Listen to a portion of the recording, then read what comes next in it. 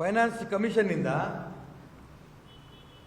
ಏನು ಇಡೀ ದೇಶದ ರಾಜ್ಯಗಳಿಗೆ ಅನುದಾನವನ್ನು ತಲುಪಬೇಕು ಅನ್ನೋದನ್ನು ತೀರ್ಮಾನ ಮಾಡೋದು ಸೆಂಟ್ರಲ್ ಫೈನಾನ್ಸ್ ಕಮಿಷನ್, ನಾವಲ್ಲ.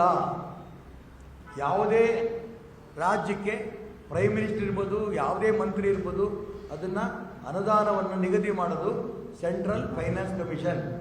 ಅವರು ನಿಗದಿ ಮಾಡಿರೋದ ಬಗ್ಗೆ ನೀವು ಜಾಸ್ತಿ ನಮಗೆ ಕೊಡಬೇಕು ಅಂತ ಹೇಳೋದಕ್ಕೆ ನಮಗೆ ಅಧಿಕಾರ ಇಲ್ಲ, ನಿಮ್ಗೆ ಕೇಳೋದು ಅಧಿಕಾರ ಇಲ್ಲ. ಸ್ಪಷ್ಟವಾಗಿ ಮಾನ್ಯ ನಿರ್ಮಲಾ ಸೀತಾರಾಮನ್ ಅವರು ಉತ್ತರ ಕೊಟ್ಟರು.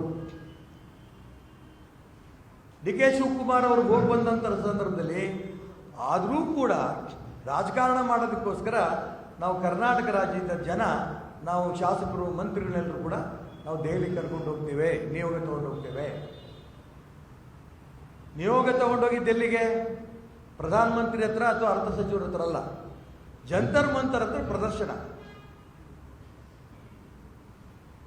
ಇದು ರಾಜಕಾರಣ ಅಲ್ಲದೇ ಕೇಂದ್ರದ ಲೋಕಸಭಾ ಚುನಾವಣೆಯ ಪ್ರಚಾರ ಅಲ್ಲದೇ ಇನ್ನೇನು ಅಂತ ಇದನ್ನು ಕರಿಬೇಕು ಅನ್ನೋದನ್ನು ನಾನು ಕೇಳಕ್ಕೆ ಇಷ್ಟಪಡ್ತೇನೆ.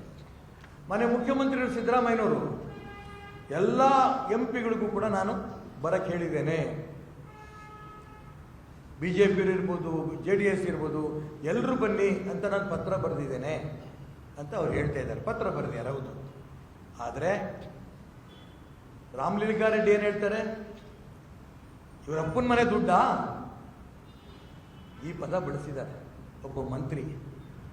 ಅವರಪ್ಪನ ಮನೆಯದೋ ನಮ್ಮಪ್ಪನ ಮನೆಯದೋ ಇದು ಗೊತ್ತಿಲ್ಲ ನನಗೆ. ಇದು ದೇಶದ ಜನರ ದುಡ್ಡು. ಇವರಪ್ಪನ ಮನೆ ದುಡ್ಡು, ಅವರಪ್ಪನ ಮನೆ ದುಡ್ಡು ಅಂತ ಮಾತಾಡೋಂಥ ಒಬ್ಬ ಮಂತ್ರಿ ನಮ್ಮ ರಾಜ್ಯದಲ್ಲಿ ಇದ್ದಾರಲ್ಲ ಅಂತ ನನಗೆ ಬೇಜಾರು. ಕೇಂದ್ರದ ಹಣವನ್ನು ಅವರ ಅಪ್ಪನ ಮನೆದ ಅಂತ ಮಾತಾಡ್ತೀರಲ್ಲ, ಇದಕ್ಕೆ ನಿಮಗೆ ಸೌಜನ್ಯ ಮೂರ್ತಿ ಅಂತ ನಾನು ಅಂದ್ಕೊಂಡಿದ್ದೆ.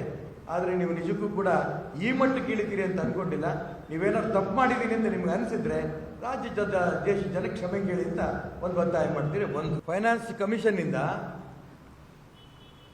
ಏನು ಇಡೀ ದೇಶದ ರಾಜ್ಯಗಳಿಗೆ ಅನುದಾನವನ್ನು ತಲುಪಬೇಕು ಅನ್ನೋದನ್ನು ತೀರ್ಮಾನ ಮಾಡೋದು ಸೆಂಟ್ರಲ್ ಫೈನಾನ್ಸ್ ಕಮಿಷನ್, ನಾವಲ್ಲ. ಯಾವುದೇ ರಾಜ್ಯಕ್ಕೆ ಪ್ರೈಮ್ ಮಿನಿಸ್ಟರ್ ಇರ್ಬೋದು, ಯಾವುದೇ ಮಂತ್ರಿ ಇರ್ಬೋದು, ಅದನ್ನು ಅನುದಾನವನ್ನು ನಿಗದಿ ಮಾಡೋದು ಸೆಂಟ್ರಲ್ ಫೈನಾನ್ಸ್ ಕಮಿಷನ್.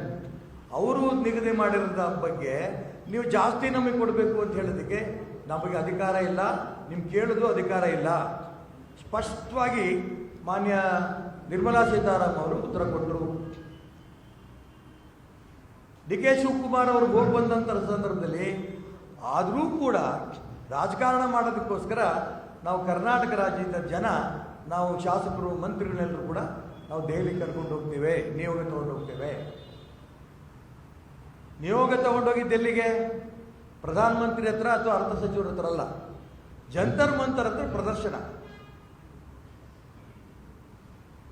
ಇದು ರಾಜಕಾರಣ ಅಲ್ಲದೇ ಕೇಂದ್ರದ ಲೋಕಸಭಾ ಚುನಾವಣೆಯ ಪ್ರಚಾರ ಅಲ್ಲದೇ ಇನ್ನೇನು ಅಂತ ಇದನ್ನು ಕರಿಬೇಕು ಅನ್ನೋದನ್ನು ನಾನು ಕೇಳಕ್ಕೆ ಇಷ್ಟಪಡ್ತೇನೆ. ಮನೆ ಮುಖ್ಯಮಂತ್ರಿಗಳು ಸಿದ್ದರಾಮಯ್ಯನವರು ಎಲ್ಲ MP ಕೂಡ ನಾನು ಬರಕ್ಕೆ ಹೇಳಿದ್ದೇನೆ. BJP ಇರ್ಬೋದು, JDS ಇರ್ಬೋದು, ಎಲ್ಲರೂ ಬನ್ನಿ ಅಂತ ನಾನು ಪತ್ರ ಬರೆದಿದ್ದೇನೆ ಅಂತ ಅವ್ರು ಹೇಳ್ತಾ ಇದ್ದಾರೆ. ಪತ್ರ ಬರೆದಿದ್ದಾರೆ, ಹೌದು. ಆದರೆ ರಾಮಲಿಂಗಾರೆಡ್ಡಿ ಏನು ಹೇಳ್ತಾರೆ? ಇವರಪ್ಪನ ಮನೆ ದುಡ್ಡಾ? ಈ ಪದ ಬಳಸಿದ್ದಾರೆ ಒಬ್ಬ ಮಂತ್ರಿ. ಅವರಪ್ಪನ ಮನೆಯದೋ ನಮ್ಮಪ್ಪನ ಮನೆಯದೋ ಇದು ಗೊತ್ತಿಲ್ಲ ನನಗೆ. ಇದು ದೇಶದ ಜನರ ದುಡ್ಡು. ಇವರಪ್ಪನ ಮನೆ ದುಡ್ಡು, ಅವರಪ್ಪನ ಮನೆ ದುಡ್ಡು ಅಂತ ಮಾತಾಡೋಂಥ ಒಬ್ಬ ಮಂತ್ರಿ ನಮ್ಮ ರಾಜ್ಯದಲ್ಲಿ ಇದ್ದಾರಲ್ಲ ಅಂತ ನನಗೆ ಬೇಜಾರು. ಕೇಂದ್ರದ ಹಣವನ್ನು ಅವರ ಅಪ್ಪನ ಮನೆದ ಅಂತ ಮಾತಾಡ್ತೀರಲ್ಲ, ಇದಕ್ಕೆ ನಿಮಗೆ ಸೌಜನ್ಯ ಮೂರ್ತಿ ಅಂತ ನಾನು ಅಂದ್ಕೊಂಡಿದ್ದೆ. ಆದರೆ ನೀವು ನಿಜಕ್ಕೂ ಕೂಡ ಈ ಮಟ್ಟಕ್ಕೆ ಇಳಿತೀರಿ ಅಂತ ಅಂದ್ಕೊಂಡಿಲ್ಲ. ನೀವೇನಾದ್ರು ತಪ್ಪು ಮಾಡಿದ್ದೀನಿ ಅಂತ ನಿಮ್ಗೆ ಅನಿಸಿದ್ರೆ ರಾಜ್ಯದ ದೇಶದ ಜನಕ್ಕೆ ಕ್ಷಮೆ ಕೇಳಿ ಅಂತ ಒಂದು ಒತ್ತಾಯ ಮಾಡ್ತೀರಿ. ಒಂದು ಅನುಕ್ಷಣದ ಸುದ್ದಿಗಳಿಗಾಗಿ ವಿಸ್ತಾರ ನ್ಯೂಸ್ ಯೂಟ್ಯೂಬ್ ಚಾನೆಲ್ ಸಬ್ಸ್ಕ್ರೈಬ್ ಮಾಡಿ. ಹೊಸ ಸುದ್ದಿಗಳ ನೋಟಿಫಿಕೇಶನ್ಗಾಗಿ ಬೆಲ್ ಐಕಾನ್ ಕ್ಲಿಕ್ ಮಾಡಿ.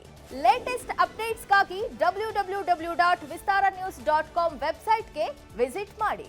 ಅಂಗೈಯಲ್ಲೇ ಜಗತ್ತಿನ ಸುದ್ದಿ ತಿಳಿಯಲು ವಿಸ್ತಾರ ನ್ಯೂಸ್ ಕನ್ನಡ ಆಪ್ ಡೌನ್ಲೋಡ್ ಮಾಡಿ.